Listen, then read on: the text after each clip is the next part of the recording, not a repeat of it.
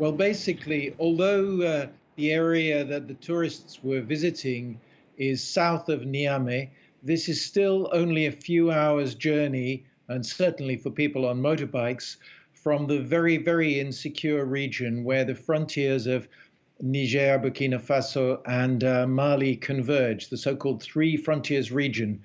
And that is the really the most concentrated area of violent conflict between jihadist groups and the West African and international forces fighting them, particularly Islamic State in the Greater Sahara, which has been very active in this area. So, really, all of this area is very risky, and it's quite easy for gunmen to move very quickly across the terrain. And even with a strong security force presence, it's really difficult to kind of counter these sort of attacks.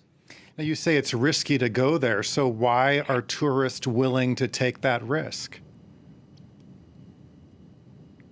Well, one cannot say, but the only thing that can be said is that one of the attractions of this particular area south of Niamey is it has the only wild giraffes in the whole of West Africa. So that's a reason that the gunman may have thought that perhaps there might be international visitors in the area. The sort of tourists who would go to the area won't usually be people who've traveled from abroad, specially to visit this zone. It's much more likely to be people who are in Niger for work. And we know that the people killed were working for an NGO. So they're working for development in West Africa. They're working to assist people at the grassroots in the Sahel. And these are the sort of people who are typical of the international community that you would find in a Sahelian capital such as Niamey.